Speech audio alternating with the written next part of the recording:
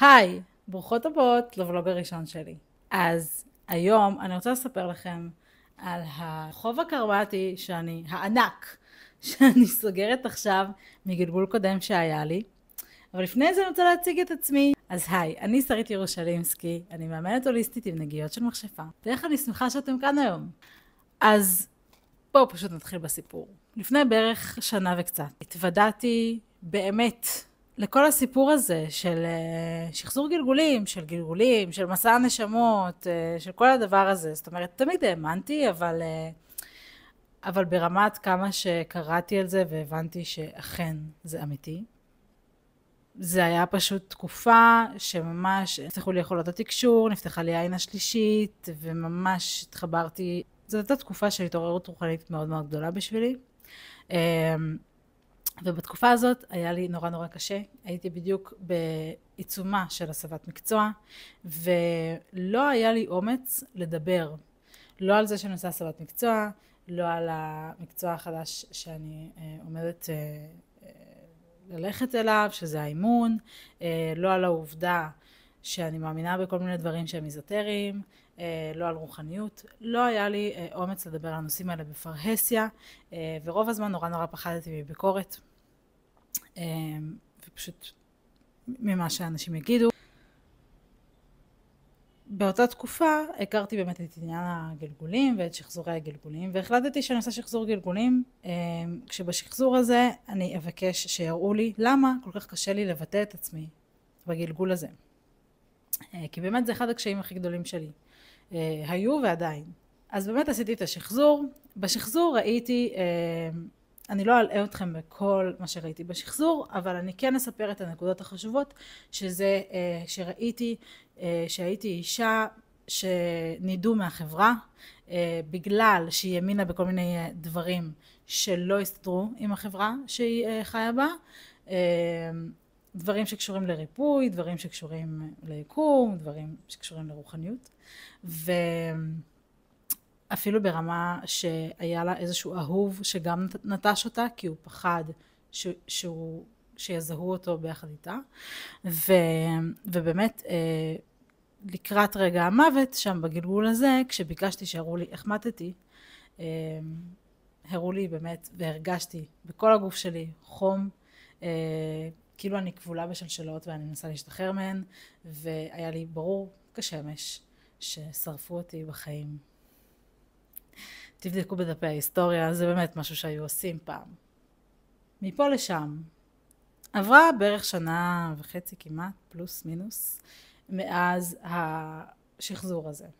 בשנה וחצי האלה כבר הספקתי לסיים לימודים, להפוך למאמנת, לסיים סטאז', לאמן אנשים אמיתיים בקליניקה שלי, לדבר באינסטגרם על כל הנושאים שמעניינים אותי, לאט לאט באמת לצאת לאור, באמת לבטא את עצמי, לעמוד מול מצלמה, לכתוב, המון המון דברים שסוף סוף מצאתי את היכולת להוציא החוצה, את האומץ להוציא החוצה, והמון התפתחות אישית גם סביב זה, כי כל מי שכאן שאי פעם העלתה תוכן יודעת כמה זה קשה, וכמה צמיחה יש סביב הדבר הזה עם עצמך. ועדיין, בשבועות האחרונים, משהו נתקע,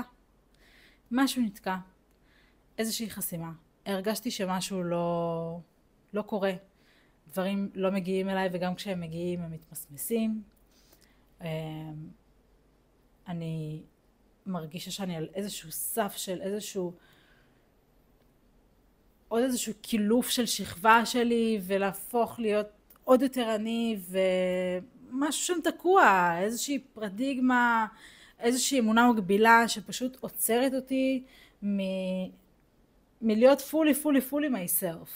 עכשיו, בגלל שאני בן אדם מאוד רוחני, אני יודעת שכל חסימה היא גם שער.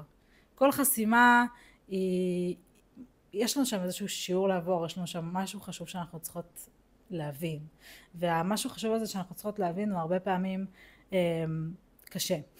הרבה פעמים לא נעים, ויש שם המון רגשות שצריך להרגיש, ובכי שצריך לבכות, וכעס שצריך לכעוס, וגם שחרור ושמחה שצריך להרגיש. אז עשיתי את כל מה שאני יודעת לעשות. עשיתי עבודה מנטלית, עשיתי עבודה רגשית, עשיתי המון המון דברים. באחד הדברים שעשיתי היה להיות מודרכת בדמיון על ידי אחת המדריכות שלי, ובאמת בדמיון המודרך הזה, זה היה דמיון מודרך לתמונת חזון. ובדמיון המודרך הזה ראיתי את עצמי על במה, לא כל כך ראיתי אותי, אבל ראיתי את האולם, הוא היה קטן עם קהל לא גדול, ומה שראיתי זה שההשפעה שלי על אנשים זה שהם יוצאים מההרצאה כשהם יותר מחוברים לעצמם, לאחד. הייתה מין תחושה כזאת שכאילו הצלחתי להסביר משהו, איזשהו מין קונספט מורכב כזה, בצורה פשוטה. וזה באמת משהו שאני כל החיים שלי מחפשת. את הדרך להגיד את הדבר הענק הזה שאני יודעת ומאמינה על החיים, בצורה פשוטה, שאנשים יוכלו להבין, להתחבר, וגם בצורה הארצית, בצורה מאוד פרקטית, שהיא פה, שהיא בין החיים ובין השאיפות שלנו. קיצור, ראיתי את עצמי שם בתמונת החזון הזאת, על הבמה, אוקיי, סבבה. כאילו זה לא חידש לי יותר מדי, כבר ידעתי שאני רוצה להרצות, כבר ידעתי שיש לי איזה משהו להגיד, ועברו בערך שבועיים.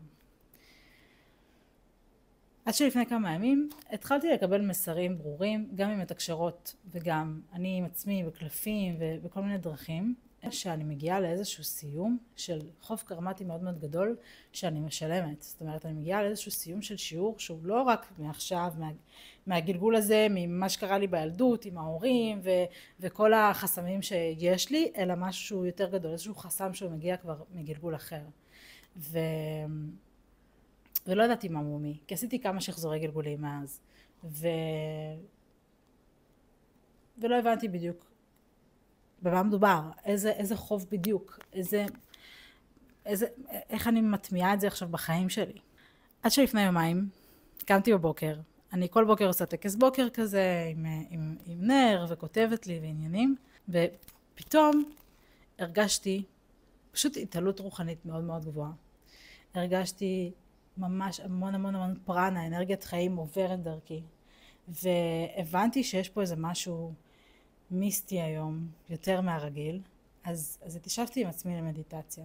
עצמתי עיניים, התיישבתי בתוך התנוחה המדיטטיבית שלי, ופתאום ראיתי שוב את תמונת החזון הזאת שאני עומדת על במה, באותו אולם, עם אותו קהל, והפעם אני רואה על הבמה את האישה שראיתי בשחזור הגלגולים הראשון שלי, עם אותה סמלה לבנה שראיתי אותה בשחזור גלגולים, עם שיער הארוך החום שלה, מטולטל כזה גלי, עם אותו המבט, רק שהפעם, קודם כל, הייתי כזה, what the fuck, ולמזלי, התמסרתי. אמרתי, טוב שרית, יש פה מידע שאת מקבלת עכשיו, את צריכה להיות פה, את צריכה לראות, את צריכה להרגיש את זה, ופשוט להיות פה ולא לנתח את זה. אז המשכתי להסתכל על התמונה, וראיתי את האישה בהלם, בשוק, ומפוחדת, בצדק. פעם אחרונה שהיא דיברה, שרפו אותה. אז היא עומדת שם על הבמה, והיא יודעת שעכשיו מותר לה לדבר. איזה פחד. היא עומדת שם על הבמה, והיא אומרת, וואו, מותר לי? מותר לי להגיד את משנתי? מותר לי להגיד את מה שאני מאמינה בו? איך הגעתי לכאן? זה פשוט הרגיש כמו קפיצה בזמן. זה הרגיש כמו בסרטים האלה, שבן אדם כאילו כזה קופץ בזמן, והוא כאילו לא מאמין שיש מיקרוגל ודברים כאלה, שהוא לא מאמין שיש טכנולוגיה, וכזה וואו, מה זה, טלפון, איך זה עובד? אז אותו כנ"ל. היא פשוט עמדה שם והייתה בהלם, מה קרה, איך הגעתי לכאן, ופתאום מותר לי לדבר. מותר לי לדבר, מותר לי לתת את משנתי, מותר לי להגיד את מה שאני מאמינה בו, ומותר לי להשפיע על אנשים לטובה. כמובן. כשראיתי את זה, הבנתי. זה השיעור שלי כרגע. זה החוב שאני כרגע סוגרת. העובדה שאני עושה את הסרטון הזה, והוא הולך להיות ביוטיוב, והוא הולך להיות באינסטגרם, וכל אחד בעולם הזה יכול להיכנס ולראות אותו, ולראות אותי, מדברת על גלגולים, ועל קרמה, ועל שחזורי גלגולים, ועל נשמות, ועל... זה התיקון שלי. זה התיקון. בסוף אני שואלת את עצמי, מה אני צריכה עכשיו לעשות כדי לרפא את האישה הזאת? כי כשאני מרפא את האישה הזאת, אני פותחת לעצמי את השער. אני פותחת לעצמי את החסימה. כי אני זאתי. אנחנו אותה נשמה. הדבר הזה היה אולי המידע הכי עוצמתי שקיבלתי. אפילו ברמת הבהירות שלו. ואני חושבת שיש עוד דרך לעזור לאישה הזאת לא להיות מפוחדת כל כך. לעזור לאישה הזאת להאמין שהיא אכן יכולה לדבר, כי כשראיתי אותה בחזון החדש הזה, היא עדיין הייתה מפוחדת. אז עכשיו אנחנו עובדים על זה שהיא כבר לא תהיה מפוחדת, שהיא פשוט תעמוד שם על הבמה באומץ, בפתיחות, עם לב פתוח, ועם שפת גוף פתוחה, ופשוט תהיה היא. זה בגדול כל הסיפור. ואם אתן רוצות לדעת מעבר על אחד מהדברים שדיברתי פה, על שחזורי גלגולים, על איך עושים, על מאיפה בכלל לקחתי את זה, לחסים, לא משנה מה, אם בא לכם לדעת, תרשמו לי בתגובות, ואני אולי אעשה עוד סרטון שמדבר על דברים שיותר לעומק, או יותר בפירוט על חלק מהסיפור הזה. וכמובן שאתן מוזמנות לעשות סאבסקרייב, לעשות לייק, לשלוח לחברות, כי בערוץ הזה הולכים לעלות עוד כל מיני תכנים, גם עוד ולוגים שיעשה בעתיד, כי אני קצת אוהבת את הרעיון הזה, גם מדיטציות מוקלטות שאני עובדת עליהן, וולקאם. ואם מעניין אתכם לדעת עוד עליי, או להתחבר אליי קצת יותר, אם התחברתם אליי ולתוכן שלי, ולמי שאני, ואתם רוצות לדעת עליי קצת יותר, עליי, על תהליך האימון, על סדנאות שאני עושה, אז אתן ממש מוזמנות ללינק שאני אשים פה, פה למטה. אני אשים לינק של האינסטגרם שלי, ששם אפשר למצוא הכל, ואני מברכת אתכן בברכת אור ואהבה.